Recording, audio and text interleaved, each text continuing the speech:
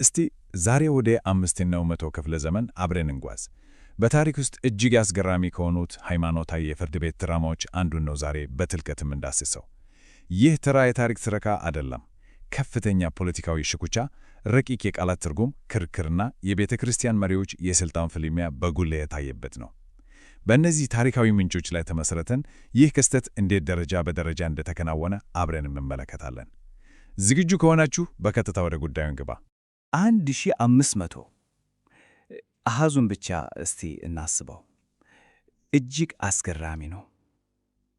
ዛሬ የምንመረምረውና በኬልኬዶን ጉባኤ የተጀመረው የሃይማኖታዊ መለያየት እኮ ዛሬም ድረስ ለ1500 ዓመታት ዘልቋል። ይህን ያህል ረጅም ዘመን የዘለቀው መለያየት መነሻው ምንድነው ብለን እንድንጠይቅ ያድርገናል። የዛሬው ታሪካዊ ዳሰሳችን ቁልፍ ጥያቄ ይህ ነው። በእና ከ በሚሉ ትንንሽ መስተዋድዶች ወይም በእንግሊዝኛው ፕሪፖዚሽንስ ላይ የተነሳው የቋንቋና የትርጉም ልዩነት ከቤተ መንግሥት ፖለቲካ ጋር ሲደባለቅ እንዴት ዓለም አቀፋዊ ቤተ ክርስቲያንን ሊከፍል እንደቻለ አብረን እንፈትሻለን። ነገሩ ላዩን ሲታይ የቃላት ጨዋታ ሊመስል ይችላል። ነገር ግን ከጀርባው እጅግ ጥልቅ የሆነ ስነ መለኮታዊና ፖለቲካዊ ፍልሚያ ነበረ። እንግዲህ ክፍል 1 እስክንድሪያ ከአንጾኪያ። ታሪኩ የሚጀምረው ከዚህ ነው። መድረኩን በደንብ ለማዘጋጀት ያህል በአራተኛውና አምስተኛው መቶ ክፍለ ዘመን ሁለት ታላላቅ የሥነ መለኮት ትምህርት ቤቶች ነበሩ።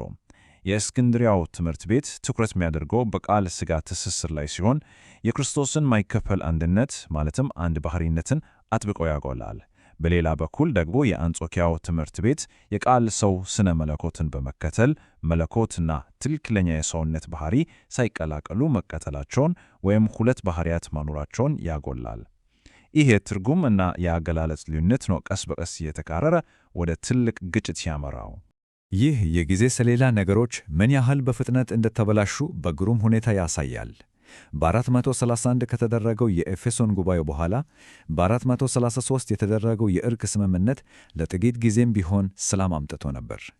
ነገር ግን ይህ ስምምነት እጅግ ተሰባሪ ከመሆኑ የተነሳ ወዲያውኑ ፈርሶ እርስ በርስ ወደ መዋገገዝና የፍርድ ቤት ሂደቶች አምጥቷል።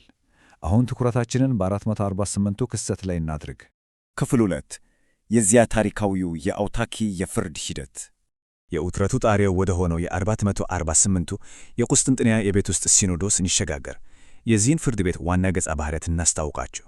በአንድ በኩል አውጣኪ የተባለ የ70 ዓመት አረጋዊ መነኩሴ አለ። እርሱ ጥልቅ የሆነ የስነ መለኮት ዕውቀት ባይኖረውም በቤተ መንግሥት ውስጥ ከፍተኛ ተጽዕኖ ማሳደር የሚችል ሰው ነበር። በሌላ በኩል ደግሞ እጅግ ብልህና ርኅራኄ የሌለው አውሳቢዮስ ዘዶሪላዮም የተባለ አቃቤ ሕግ መሰል ከሳሽ ቆሟል። አውሳቢዮስ ይህን አረጋዊ መነኩሴ በብልሃት በማፋጠጥ ወደ ወጥመድ አስገባው። የክርክሩ ዋና ማጠንጠኛ እሩይ የሚለው ቃል ነበር። ክርስቶስ ከእኛ ጋር በሰብአዊነቱ እሩይ ነው ወይስ አይደለም የሚለው ጥያቄ ሲነሳ አውጣቂ አመነታ። ያመነታበት ምክንያት የክርስቶስን ሰው መሆን ክዶ ሳይሆን ይህን ቃል ከተጠቀመ ሁለት ልጆች እንዳሉ አድርጎ የሚያስተምረውን የተወገዘ ትምህርት ያመጣብኛል ብሎ ክፉኛ ስለፈራ ነበር። ነገር ግን ከሳሾቹ ይህንን ማመንታት እንደ ፍጹም ክህደት ቆጠሩት። በመጨረሻም አውታኪ ይህን ታሪካዊ ምስክርነት ሰጠ። ይህ አባባሉ የእስክንድሪያን ከሁለት ባህሪያት የሚለውን ትምህርት በጊዜ ቅደም ተከተል ማለትም በፊት እና በኋላ ብሎ በተሳሳተ መንገድ የተረዳበትን ሁኔታ ያሳያል። በዚህም ምክንያት የቁስጥንጥንያው ፓትርያርክ ፍላቪያን በአውታኪ ላይ የውግዘት ፍርድ አስተላለፉ። ክፍል 3 የዘራፊዎች ጉባኤ በመባል የሚታወቀው ክስተት። የ488ቱ ፍርድ ዝም ተብሎ የታለፈ ይመስላችኋል? በፍጹም። የእስክንድሪያው ቡድን መጠነ ሰፊ የመልሶ ማታካት ዘመቻ ከፈተ። አሁን የጨዋታው ሕግ ተቀየረ። በ449ኛም የእስክንድሪያው ፓትርያርክ ዲዮስቆሮስ የንጉሠ ነገሥቱን ሙሉ ድጋፍ አግኝተው በሁለተኛው የኤፌሶን ጉባኤ ላይ የዳኝነቱን ወንበር ተቆጣጠሩ።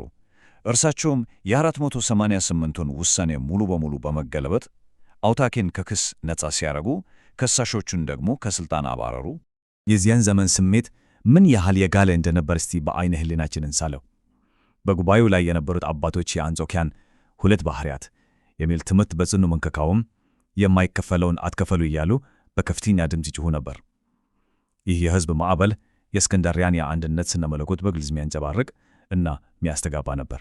በዚህ ጉባኤ ላይ የተፈጠረው ሌላው ትልቁ ክስተት የሮማው ጳጳስ ሊዮ የላኩት የትምህርት ደብዳቤ ወይም ታዋቂው ቶም ሳይነበብ መታለፉ ነው። ይህ ደብዳቤ የአንጾኪያን ትምህርት የሚደግፍ በመሆኑ በጉባኤው ተቀባይነት አላገኘም። በዚህ የተቆጡት ጳጳስ ሊዮ ጉባኤውን ሕጋዊ እንዳልሆነ በመግለጽ የዘራፊዎች ጉባኤ በማለት ሰየሙት። ክፍል 4 የኬልኬዶን ግልበጣ፣ የመጨረሻውና ወሳኙ ምዕራፍ። ወደ 45ቱ የኬልኬዶን ጉባኤ ስንሻገር አንድ ያልተጠበቀ የታሪክ አጋጣሚ ተፈጠረ። ንጉሥ ቴዎዶሲዮስ በድንገት ከፈረሱ ወድቆ ሲሞት ስልጣኑን እህቱ ንግሥት ብርክጣይቲ እና ባለቤቷ መርቅያን ተረከቡ። አዲሶቹ መሪዎች የፖለቲካ አቅጣጫቸውን በመቀየር በቀጥታ ከሮም ጋር ወገኑ።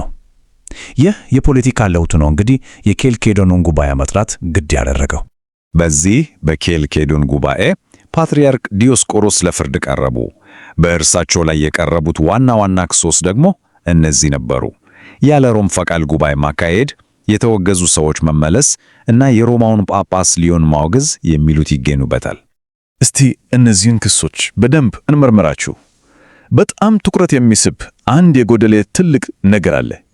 ፓትርያርኩ ከስልጣን እንዲወርዱ ከተደረጉባቸው ክሶች ውስጥ አንዱና ዋነኛው መሆን የነበረበት ጉዳይ በዚህ ዝርዝር ውስጥ ጭራሽ አይታይም። ምን እንደጎደለ ማስተዋል ይቻላል? አዎ፣ በትክክል የኑፋቄ ወይም የክህደት ክስ አልነበረም። ምንጫችን በግልጽ እንደሚያስቀምጠው ዲዮስቆሮስ ከስልጣን የተወገዱት በቀኖናዊ ጥሰቶችና በፖለቲካዊ ሽኩቻ እንጂ በተሳሳተ ሃይማኖታዊ ትምህርት አልነበረም። ይህ እጅግ አስገራሚ የሆነ የታሪክ ሽክርክሬት ነው። ምክንያቱም ዓለም አቀፋዊቷን ቤተ ክርስቲያን የከፈላት ግለሰቡ መናፍቅ ተብሎ ሳይሆን አስተዳደራዊ በሆኑ ጉዳዮች በተፈጠረ አለመግባባት። ከዚህ ጋር ተያይዞ ሁልጊዜ የሚነሳ አንድ ትልቅ የተሳሳተ ግንዛቤ አለ። ሞኖፊዛይት የሚለው ቃል ብዙውንም ጊዜ የኬልኬዶንን ጉባኤ ባይቀበሉትን አብያተ ክርስቲያናት ለመግለጽ ይዋላል። ነገር ግን ምንጫችን በግልጽ እንደሚያብራራው ይህ ስያሜ ፈጽሞ ትክክል አይደለም። ምክንያቱም እነዚህ አብያተ ክርስቲያናት የሚያምኑት መለኮት እና ትክክለኛ የሰው ባህሪ ሳይቀላቀሉና ሳይዋጡ በተፈጠረ ፍጹም ተዋህዶ እንጂ ሰብአዊነት በመለኮት ተዋጠ በሚል አስተምሮ አይደለም። በመጨረሻም ይህን አብረን ያሰብን እንድንሰናበት ወደድኩ።